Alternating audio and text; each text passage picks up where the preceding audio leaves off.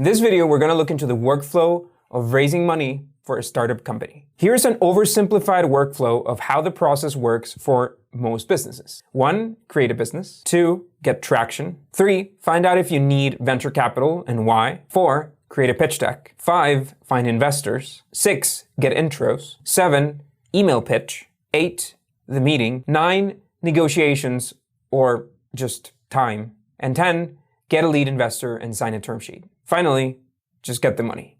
Now, very few businesses can raise money before traction. Traction is proof that your business is viable and that you as a founder were able to bootstrap your way to it. We've covered this traction ordeal at length on our previous videos, as well as how to create a pitch deck. So now we'll focus on the investor workflow. Finding investors and getting intros. I had a lot of help here, mostly thanks to the accelerator programs I mentioned before. You see, the best way to reach an investor is with a warm intro, which means finding somebody you both know who can introduce you to them via email. When inside a startup accelerator, it's your job to navigate the partner's LinkedIn network to reach out and connect to relevant investors, meaning people who are putting money in companies in your stage and in your industry. Now, I would expect most of you watching are not in a startup accelerator, so your next bet is navigating your own professional LinkedIn network. The way I used to tackle this is I would sit down with an investor list. We have one on Founder Hub, by the way. I would filter investors by industry, by deal size, and then start looking them up on LinkedIn.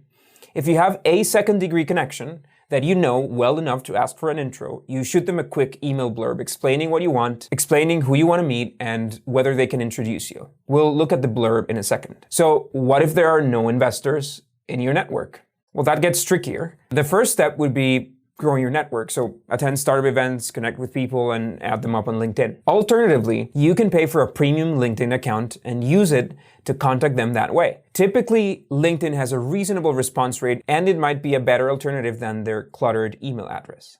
Cold emailing is really a last resort. Before that, you could even try Twitter mentions, but we're already stretching far down the rabbit hole.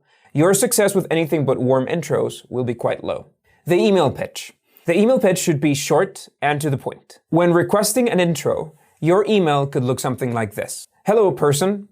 I noticed that you're connected to Elon Musk. Do you know him well? I'm working on a new company called Blah Blah, and I think it's right up your alley.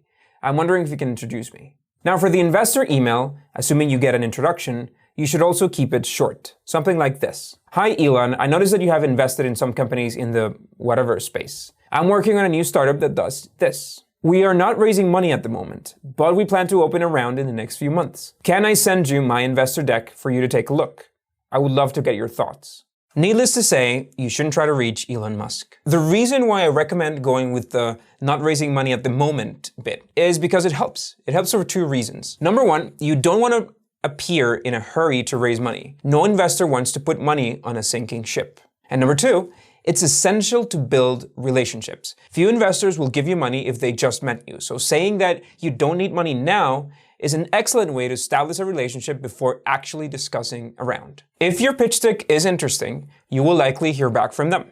This is why the first pitch is the first and only impression you might get to make. Now, if you share that with platforms like Slidebean, wink, you can get a notification when the investor opens the deck and know which slides they saw.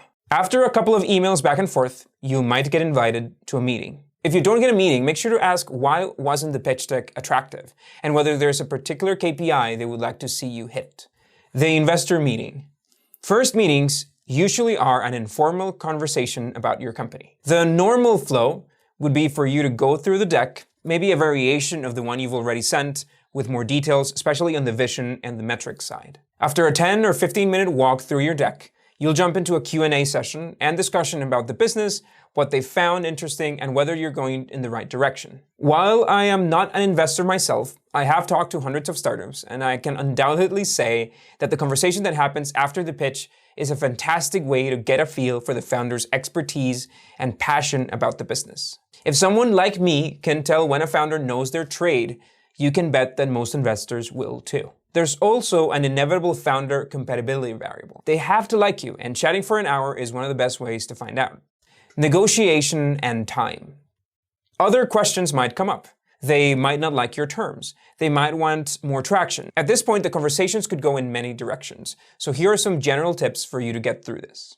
First, be responsive to emails and use an open email tracker. That will cure your anxiety and give you some visibility as to what's going on. Try to close conversations with an action point, maybe a reply from them or your company hitting a goal, but make sure there's always an item to follow up on. Send monthly or bi-monthly updates on your progress. Make commitments and try to over-deliver. If you fail to deliver, acknowledge that you didn't, be honest, and explain what you're doing about it.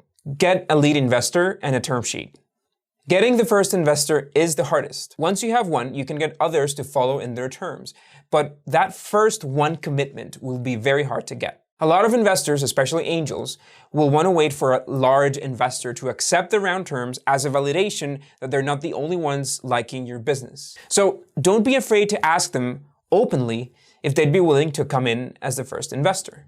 I always quote Elizabeth Yin, who was one of our mentors at 500 Startups. She said that you need to pitch 100 investors for every $500,000 that you want to raise.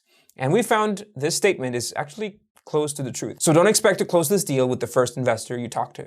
A term sheet, by the way, is a summary of terms for the round, such as valuation, cap, fundraising amount, and other specifics. We have a few term sheet templates available if you want to check. Now, a signed term sheet means that you have agreed on terms and then you can go to other investors and say, hey, we have our lead investor, or we have X% of the round committed. We interviewed the CEO of Ask Lorem, who had incredible insights on how they raised money. You should look into that session for ideas.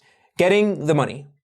If you're raising money on a convertible note, then the first check could be as little as 10% of your round, and you can close it and collect it before you even get the other investors. That's a great part about convertible notes, and you should check out our video on convertible notes if you haven't. If you're raising a priced round, then you will need all investors on board, signing the round to make it happen, which can, of course, take a lot longer.